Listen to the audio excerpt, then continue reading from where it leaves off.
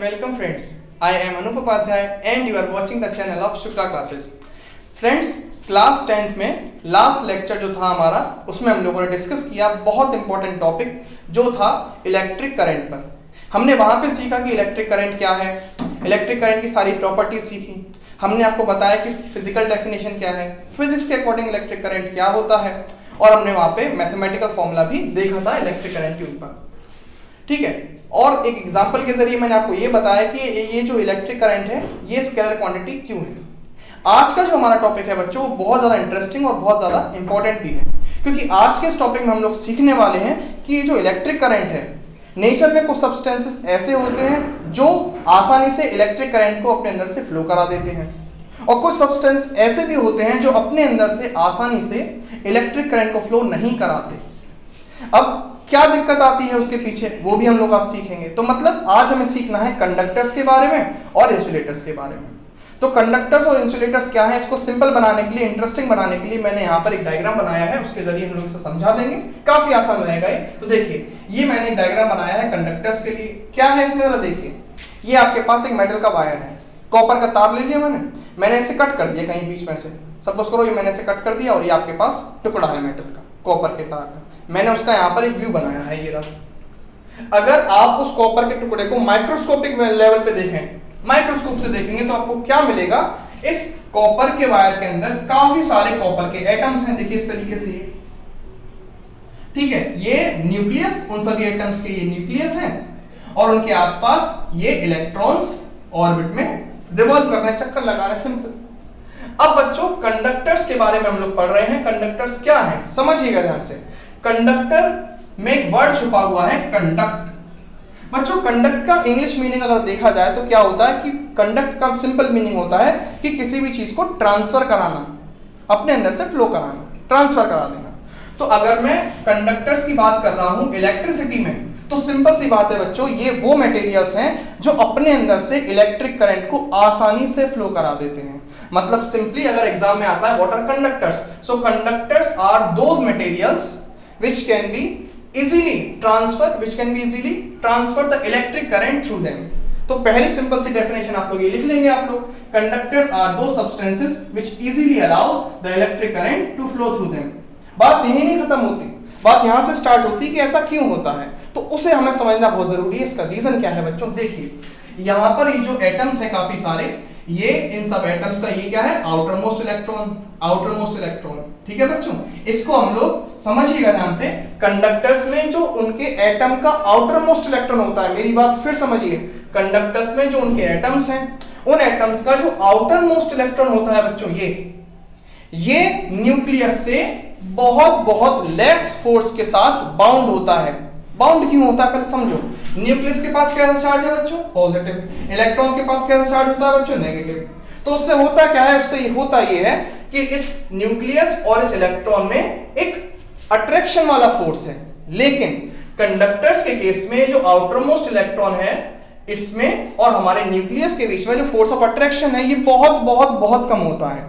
तो उससे क्या होता है, उससे होता ये है बच्चों कि ये जो आउटर मोस्ट इलेक्ट्रॉन है ये फ्रीली, बहुत ध्यान से समझिए मैं क्या कह रहा हूं, ये फ्रीली आपके मेटल में आगे पीछे मूव कर सकता है, इस कंडक्टर के अंदर मूव कर सकता है, इस मटेरियल के अंदर मूव कर सकता है। मतलब समझो ये वो इलेक्ट्रॉन है, ये वो शैतान बच्चे हैं जो अपने घर से बाहर निकल जाते हैं। क्यों निकल जाते हैं अपने घर से बाहर, क्योंकि ये इनका पेरेंट्स जो है, पेरेंट्स पे इनका कोई जोर नहीं है ना, तो ये घर से तो बाहर निकल जाते हैं, लेकिन कॉलोनी में ही रहते हैं, कॉलोनी से बाहर नहीं निकलते, कॉलोनी के अंदर ही है और कॉलोनी के अंदर ही घूमते हैं, ये घर से बाहर निकल जाते हैं बस।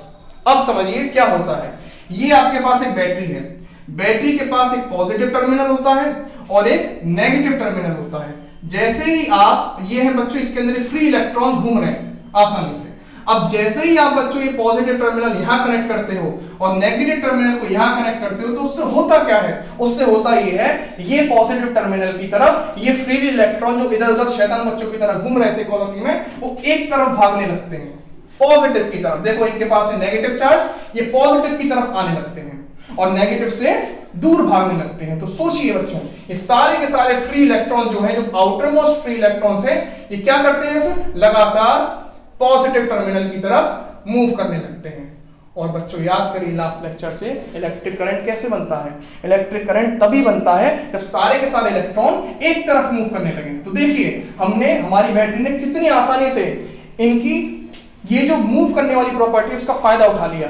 उसने क्या देखा, ये इधर घूम रहे हैं आसानी से, क्यों ना इनको एक तरफ बुलाया जाए। उसने क्या किया, पॉजिटिव टर्मिनल लगा करके इन सबको एक तरफ बुलाया, और जैसे ही इलेक्ट्रॉन एक तरफ मूव करने लगे सभी के सभी, तुरंत उस वायर में इलेक्ट्रिक करंट फ्लो होने लगा।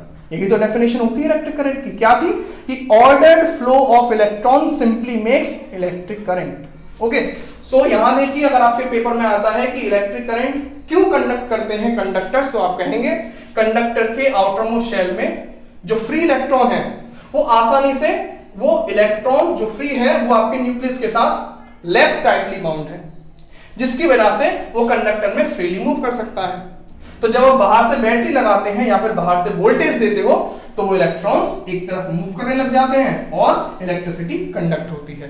देखिए इसको मैंने यहां लिख दिया है ताकि आपको आसानी से समझ में आ सके और कोई भी प्रॉब्लम ना हो लिखने में। मैंने क्या लिखा, इनसाइड कंडक्टर्स, कंडक्टर्स के अंदर large number of free electrons are available. Simple, conductors के अंदर large number of free electrons available होते हैं, ठीक है भाई, which can be freely moved when external voltage is applied। तो जब आप बाहर से कोई वोल्टेज लगाते हो तो वो फ्रीली मूव कर पाते हैं। जब आप बाहर से कोई वोल्टेज लगाएंगे तो वो फ्रीली मूव कर पाते हैं, जिसकी वजह से इलेक्ट्रिक करंट बनता है। एक चीज और ऐड कर लें इसमें, which can be freely moved in one direction। Simple, in one direction, इसे आप ऐड कर लेंगे तो और अच्छा लगेगा।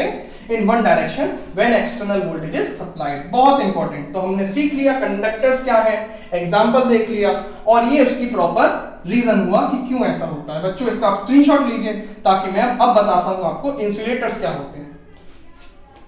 ठीक है, चलिए आगे बढ़ते हैं।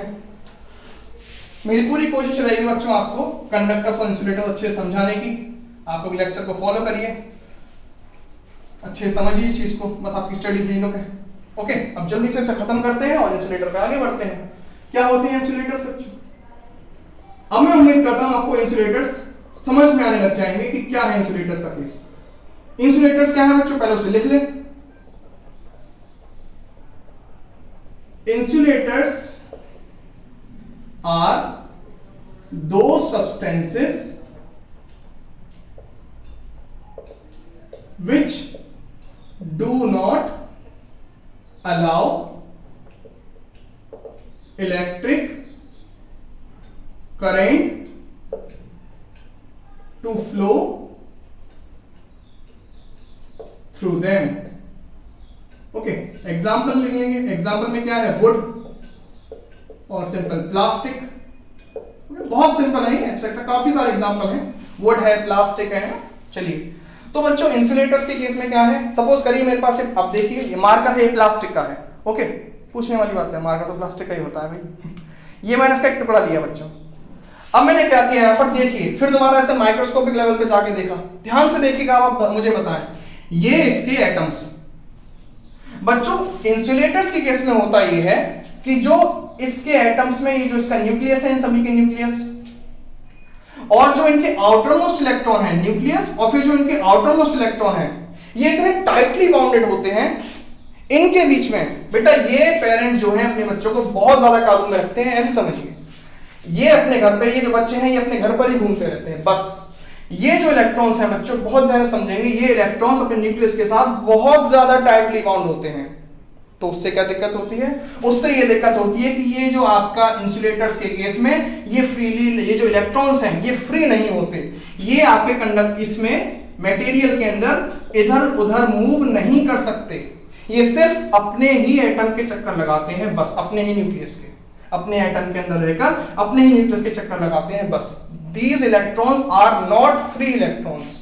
यही दिक्कत होती है इंसुलेटर्स के साथ। अब जैसे ही बच्चों आप बैटरी कनेक्ट करते हो, अगर आप लोग बैटरी कनेक्ट कर भी देते हो इंसुलेटर से, तो बच्चों पता है क्या होता है, होता ये है बैटरी का जो पॉजिटिव टर्मिनल है वो इनको खींचने की पूरी कोशिश करता है, लेकिन बैटरी का जोर नहीं चलता इन पर। ये इलेक्ट्रॉन बैटरी के पॉजिटिव टर्मिनल की तरफ अट्रैक्ट तो होते हैं, लेकिन ये जो न्यूक्लियस है ये इनको चलने के लिए, आगे बढ़ने के लिए अलाउ नहीं करता। बस यही प्रॉब्लम आती है। यहां ये फ्रीली बाउंड, ये फ्रीली थे, मूव कर रहे थे, तो आसानी से मूव कर रहे थे बैटरी की तरफ, बैटरी के पॉजिटिव टर्मिनल की तरफ। लेकिन यहां ऐसा नहीं होता, यहां इलेक्ट्रॉन्स बंधे हुए हैं, फिक्स हैं। फिक्स से मेरा कहने का मतलब अपने ही एटम में, अपने ही न्यूक्लियस के चक्कर लगा रहे हैं, बस वो फ्रीली मूव नहीं कर सकते। और अगर ये चार्ज फ्रीली मूव नहीं कर सकता तो बच्चों इलेक्ट्रिक करंट कैसे बनेगा? क्योंकि इलेक्ट्रिक करंट के लिए कंडीशन क्या है? चार्ज पार्टिकल को चलना है, चार्ज पार्टिकल को एक तरफ चलना है। क्या यहां आपके चार्ज पार्टिकल मूव कर पाएंगे? सोचिए कि आपके चार्ज पार्टिकल यहां मूव कर रहे हैं, आंसर है नहीं। और अगर नहीं तो बेटा यहां पर इलेक्ट्रिक करंट के फ्लो होने का सवाल नहीं बनता। तो रीजन क्या लिखोगे पेपर में अगर आता है? तो बच्चों रीजन आपको देना है, in the case of insulators, in the case of insulators, no free electrons are available. Due to this, बच्चों इंसुलेटर्स के केस में कोई भी फ्री इलेक्ट्रॉन्स अवेलेबल नहीं होते। Due to this the flow of electric current can not be possible. बहुत ज्यादा important, can not be possible even when the external voltage is applied, even when the external voltage is applied। मतलब क्या है बच्चों कि तुम बाहर से बैटरी लगा भी दोगे ना तो उसका कोई फायदा नहीं रहेगा, क्योंकि उनके पास क्या नहीं है? सिंपल, उनके पास ये फ्री इलेक्ट्रॉन्स मूव करने के लिए नहीं है। तो बच्चों मेरा आज का लेक्चर यहीं तक है। मुझे उम्मीद है कि आपको लेक्चर समझ में आया होगा। अगर आपको लेक्चर समझ में आया, आपके लिए हेल्पफुल रहा, तो प्लीज इस वीडियो को शेयर कीजिए, इस वीडियो को लाइक करिए, और इस चैनल पे अगर आप लोग नए हैं तो प्लीज इस चैनल को सब्सक्राइब करिए। Thank you and good bye.